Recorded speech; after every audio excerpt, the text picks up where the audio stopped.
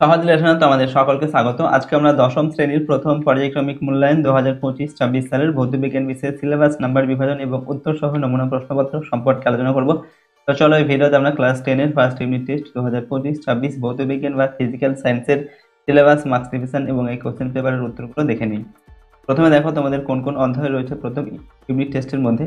1 নম্বর অধ্যায় হচ্ছে পরিবেশের জন্য ভাবনা, 2 নম্বর গ্যাসের আচরণ, এরপর হচ্ছে আলো, পর্যায় সারণী ও মৌলদের ধর্মের পর্যাবৃত্ততা, আর হচ্ছে আয়নীয় ও সমযোজী বন্ধন। ঠিক আছে, এই 5টি অধ্যায় তোমাদের পড়তে হবে ফার্স্ট ইউনিট টেস্টের পরীক্ষার জন্য। এবার দেখো তোমাদের নাম্বার বিভাজনটি কীরকম করা হবে। টোটাল 40 নম্বরের পরীক্ষা নেওয়া হয় প্রথম ইউনিট টেস্টে এবং সময় থাকে 1 ঘন্টা 15 মিনিট। প্রথমে 7টি MCQ প্রশ্ন দেওয়া থাকবে, 1 নম্বর মানের প্রশ্ন। ঠিক আছে, তো এরপর হচ্ছে তোমাদের 9টি থাকবে ACQ প্রশ্ন, এগুলো হচ্ছে 1 নম্বর মানের প্রশ্ন। নেক্সট 6টি 2 নম্বর মানের প্রশ্নের উত্তর লিখতে হবে, 6 দুগুণে 12 নম্বর। এখানে তোমাদের এক্সট্রা প্রশ্ন কিন্তু দেওয়া থাকবে। এরপর 3 নম্বর মানের প্রশ্ন লিখতে হবে 4টি, 3 4 12 নম্বর। ঠিক আছে, তো এরকম প্যাটার্নে কিন্তু তোমাদের প্রশ্ন দেওয়া থাকবে। টোটাল 40 নম্বরের প্রশ্ন থাকবে, সময় থাকবে তোমাদের 1 ঘন্টা 15 মিনিট। চলো আমরা কোশ্চেন পেপার এবং তার উত্তর দেখে নিই। এই প্রশ্নোত্তর PDF ফাইলগুলো আমাদের সহজ লেসন অ্যাপের মধ্যে দেওয়া থাকবে। অ্যাপের লিঙ্ক ডেসক্রিপশন বক্সে দেওয়া আছে, সেখান থেকে তোমরা অ্যাপটিকে ডাউনলোড করে চাইলে প্রশ্নোত্তর PDF ফাইল নিতে পারো। এখানে 1 নম্বর দাগে বলা হচ্ছে বহু বিকল্প ভিত্তিক প্রশ্ন, প্রতিটি প্রশ্ন বাধ্যতামূলক। ঠিক আছে, 1 × 7 = 7। একের দাগে স্থিতিশীল উন্নয়নে পরিবেশের কোনো ক্ষতি হয় না, ন্যূনতম ক্ষতি হয়, প্রচুর ক্ষতি হয় না, 3টির কোনোটি নয়। তো স্থিতিশীল উন্নয়নে পরিবেশের কোনো ক্ষতি হয় না। 2 নম্বর বয়েল ও চার্লস সূত্রের সাধারণ ধ্রুবকটি হলো গ্যাসের আয়তন, গ্যাসের চাপ, গ্যাসের ভর আর গ্যাসের উষ্ণতা। বয়েল ও চার্লস সূত্রের সাধারণ যে ধ্রুবক সেটা হচ্ছে গ্যাসের ভর। 3 নম্বর হচ্ছে আলোর যে ধর্মের জন্য দিনের বেলায় আকাশ নীল দেখায় সেটা হচ্ছে বিচ্ছুরণ, প্রতিসরণ, বিক্ষেপণ না প্রতিফলন। তো আলোর যে ধর্মের জন্য দিনের বেলায় আকাশ নীল দেখায় সেটা হচ্ছে বিক্ষেপণ।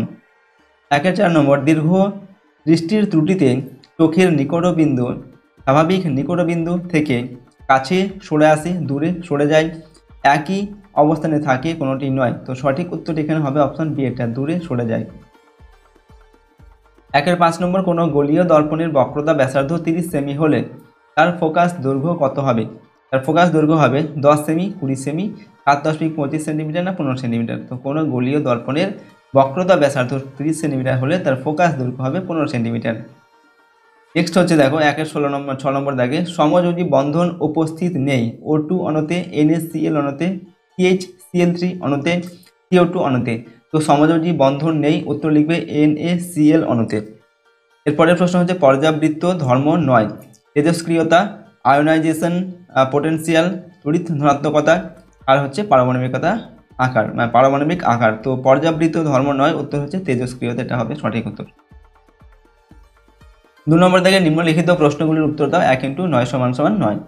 তো এর 1 নম্বর দাগে ড্যাশ পদ্ধতিতে বায়ুমণ্ডলের প্রতিটি স্তরে তাপ সঞ্চালিত হয়, এখানে শূন্যস্থান পূরণ করতে হবে। তো পরিচালন পদ্ধতিতে বায়ুমণ্ডলের প্রতিটি স্তরে তাপ সঞ্চালিত হয়।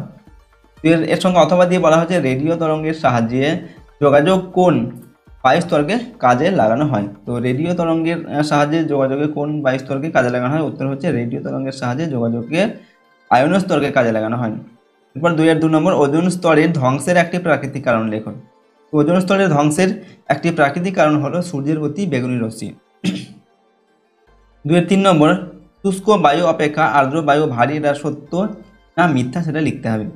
তো শুষ্ক বায়ু অপেক্ষা আর্দ্র বায়ু ভারী, এটা হচ্ছে মিথ্যা। ঠিক আছে, কারণ কি শুষ্ক বায়ু অপেক্ষা আর্দ্র বায়ু হালকা হয়। 4 নম্বর চার্লসের সূত্র অনুসারে কত ডিগ্রি সেলসিয়াস উষ্ণতায় গ্যাসের আয়তন 0 হয়? তো চার্লসের সূত্র অনুসারে -273 ডিগ্রি সেলসিয়াস উষ্ণতায় গ্যাসের আয়তন 0 হয়। অথবা STPতে কোনো গ্যাসের মোলার আয়তন কত? STPতে কোনো গ্যাসের মোলার আয়তন হচ্ছে 22.4 লিটার। কোন প্রকার দর্পণে বস্তুর প্রতিবিম্ব সর্বদা খর্বাকার ও অসৎ হয়? তো উত্তল দর্পণে বস্তুর প্রতিবিম্ব সর্বদা খর্বাকার ও অসৎ হয়। আলোক তরঙ্গ কিরূপ তরঙ্গ? তো আলোক তরঙ্গ হলো তড়িৎ চুম্বকীয় তরঙ্গ।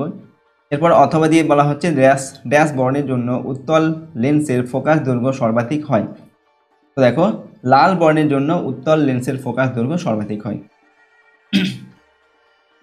7 নম্বর দাগে হচ্ছে কোন মৌলের আয়নন বিভব শক্তি সবচেয়ে বেশি? উত্তর হচ্ছে ফ্লুরিন।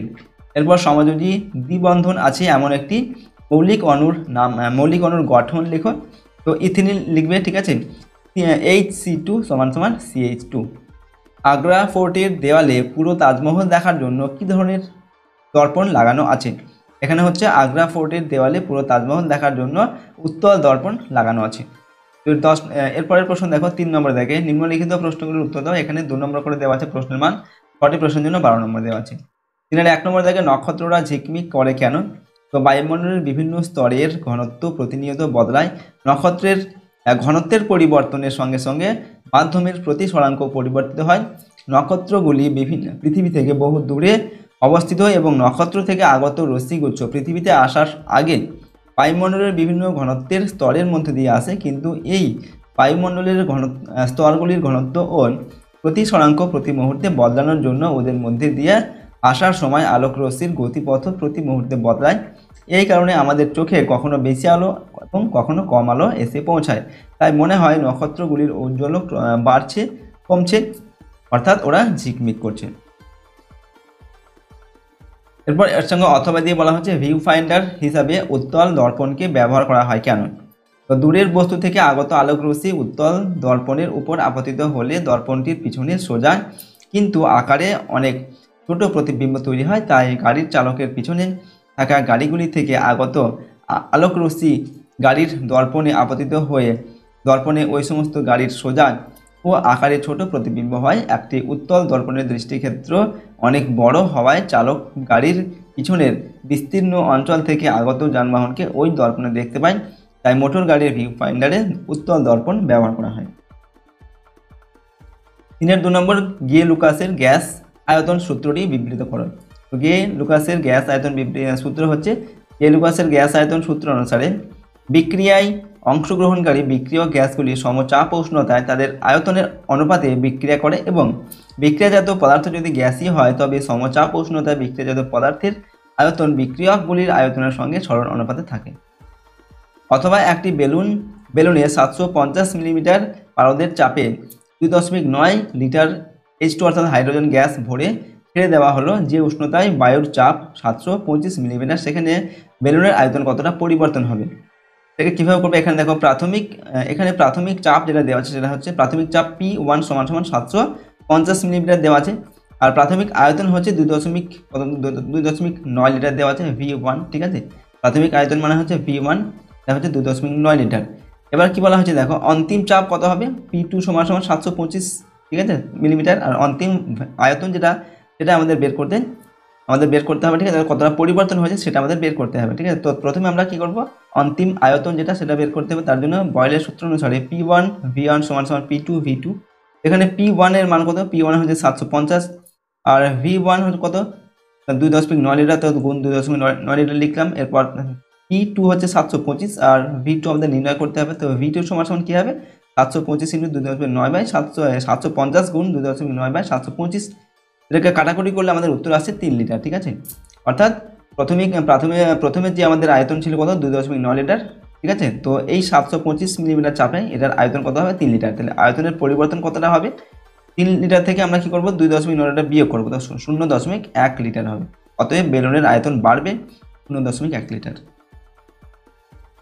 এরপর 3 নম্বর ওজোন স্তর কিভাবে সৃষ্টি হয় তা লেখো। তো স্ট্রাটোস্ফিয়ারে উপস্থিত অক্সিজেন অণু অতি বেগুনি রশ্মির প্রভাবে অক্সিজেন পরমাণুতে বিয়োজিত হয়। এই পারমাণবিক অক্সিজেন আণবিক অক্সিজেনের সঙ্গে যুক্ত হয়ে ওজোন অণু তৈরি করে।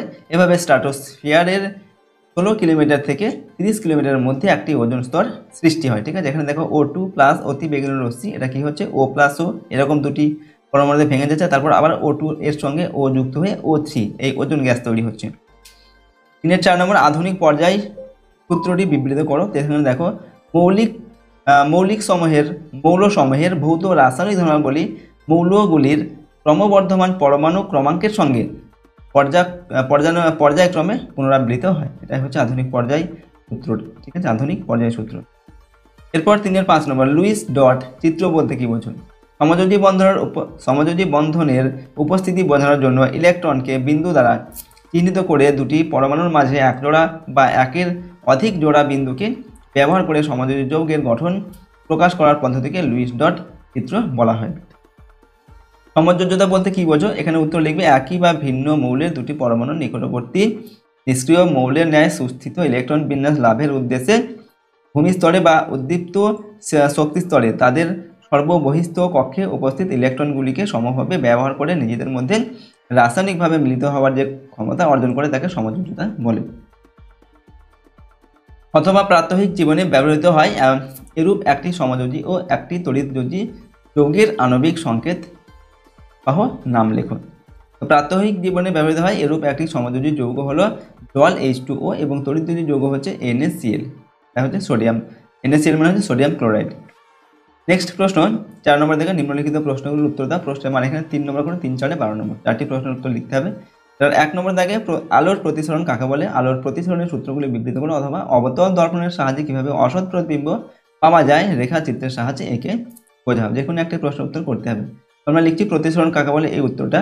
প্রতিসরণ কি? আলোক রশ্মি যখন এক মাধ্যম থেকে অন্য আরেকটি স্বচ্ছ মাধ্যমের উপর তির্যকভাবে আপতিত হয় তখন দুই মাধ্যমের বিভেদ তলে ওই রশ্মির অভিমুখের পরিবর্তন হয়। দ্বিতীয় আলোক মাধ্যমে আলোক রশ্মির এই রকম দিক পরিবর্তন করার ঘটনাকে আলোর প্রতিসরণ বলে। এরপর বলা হচ্ছে প্রতিসরণের সূত্রগুলি বিবৃত করো। তো আলোর প্রতিসরণের সূত্র হচ্ছে 1 নম্বর আপতিত রশ্মি প্রতিসৃত রশ্মি এবং দুই মাধ্যমের বিভেদ তলের উপর আপাতন বিন্দুতে অঙ্কিত অভিলম্ব একই সমতলে থাকে। 2 নম্বর হচ্ছে দুটি নির্দিষ্ট মাধ্যম এবং একটি নির্দিষ্ট আলোর সাপেক্ষে আপাতন কোণের সাইন এবং প্রতিসরণ কোণের সাইনের অনুপাত সর্বদা ধ্রুবক হয়। এই ধ্রুবককে মিউ অক্ষর দিয়ে প্রকাশ করা হয়। এই সূত্রটিকে স্নেলের সূত্র বলে। তাহলে 2 নম্বর সূর্যোদয়ের কিছু পূর্বে বা সূর্যাস্তের কিছু পরেও আমরা সূর্যকে দেখতে পাই কেন? তো সূর্যোদয়ের কিছু পূর্বে বা সূর্যাস্তের কিছু পরেও আমরা সূর্যকে দেখতে পাই, কারণ হচ্ছে সমুদ্র পৃষ্ঠ থেকে যত উপরে যাওয়া যায় ততই বায়ুমণ্ডলের ঘনত্ব কমতে থাকে। সূর্যোদয়ের কিছু পূর্বে বা সূর্যাস্তের কিছু পরে সূর্য যখন দিগন্ত রেখার ঠিক নিচে থাকে তখন সূর্যের রশ্মিগুলি লঘু মাধ্যম থেকে ক্রমাগত ঘনতর বায়ুস্তরের ভিতর দিয়ে আসার সময় প্রতিসরণের ফলে বেঁকে যায়। এর ফলে রশ্মিগুলি প্রতিবার প্রতিসরণে অভিলম্বের দিকে সরতে থাকে এবং বাঁকা পথে দর্শকের চোখে এসে পৌঁছায়। এই অবস্থায় দর্শক ভূপৃষ্ঠের কিছু উপরে সূর্যের প্রতিবিম্বকে দেখতে পায়, অর্থাৎ ফলে সূর্যোদয়ের কিছু পূর্বে এবং সূর্যাস্তের কিছু পরে সূর্যকে দেখা যায়। প্রকৃতপক্ষে ওই সময় আমরা সূর্যের প্রতিবিম্ব দেখে থাকি। নেক্সট হচ্ছে 4-3 নম্বর মেন্ডেলিফের পর্যায় সারণীর 3টি ত্রুটি লেখো। তো মেন্ডেলিফের পর্যায় সারণীর 3টি ত্রুটি হলো 1 নম্বর পর্যায় সারণীতে হাইড্রোজেনের জন্য নির্দিষ্ট স্থান স্থির করা সম্ভব হয়নি। 2 নম্বর কিছু সমযোজী মৌলগুলিকে বিভিন্ন গ্রুপে স্থান দেওয়া হয়েছে এবং কিছু ভিন্ন ধর্মী মৌলকে একই গ্রুপে স্থান দেওয়া হয়েছে। 3 নম্বর হচ্ছে পারমাণবিক গুরুত্ব বিভিন্ন হওয়া সত্ত্বেও মৌলের আইসোটোপগুলিকে একই স্থানে রাখা হয়েছে। এরপর 4 নম্বর 1 লিটার গ্যাসের 27 ডিগ্রি সেলসিয়াস উষ্ণতায় এবং 750 মিলিমিটার চাপে ওজন হলো 1.215 গ্রাম। গ্যাসটির আণবিক ভর কত? অথবা একটি আদর্শ গ্যাসের ক্ষেত্রে PV = KT সমীকরণটি প্রতিষ্ঠা করো। চিহ্নগুলি প্রচলিত অর্থে ব্যবহৃত হয়েছে। ঠিক আছে, এটা হচ্ছে তোমাদের একটি অঙ্ক এখানে দেওয়া হয়েছে গ্যাস থেকে। ঠিক আছে, এটা তোমরা বই থেকে পারলে দেখে নেবে। ঠিক আছে, বাকি প্রশ্নের উত্তরগুলো এখানে কিন্তু করে দেওয়া হয়েছে। তো এখানে আমরা দেখো ক্লাস 10 তোমাদের ফার্স্ট ইউনিট টেস্টের ভৌতবিজ্ঞান বা ফিজিক্যাল সায়েন্সের সিলেবাস নাম্বার বিভাজন এবং একটি মডেল কোশ্চেন পেপারের উত্তর কিন্তু আমরা আলোচনা করলাম। প্রশ্নোত্তরগুলো অবশ্যই তোমরা ভালোভাবে কিন্তু প্র্যাকটিস করে নেবে। আর আমাদের এই চ্যানেলে যদি তোমরা নতুন হয়ে থাকো অবশ্যই চ্যানেলটিকে সাবস্ক্রাইব করবে এবং পাশের বেল আইকনে প্রেস করে অল অপশনটিকে সিলেক্ট করবে। পরবর্তী ভিডিওগুলি পাওয়ার জন্য ভিডিওটিতে অবশ্যই লাইক করবে, ভিডিওটিকে বন্ধু-বান্ধবের সঙ্গে শেয়ার করবে, কমেন্ট বক্সে নিজেদের মতামত অবশ্যই লিখে জানাবে। আর এই প্রশ্নদের PDF ফাইল আমাদের অ্যাপের মধ্যে দেওয়া থাকবে, অ্যাপের লিঙ্ক ডেসক্রিপশন বক্সে রয়েছে, সেখান থেকে অ্যাপটিকে ডাউনলোড করে চাইলে প্রশ্নদের ফটো নিতে পারো। তো আজকে আমরা ভিডিওটিকে এখানে শেষ করছি। সম্পূর্ণ ভিডিওটি দেখার জন্য অসংখ্য ধন্যবাদ।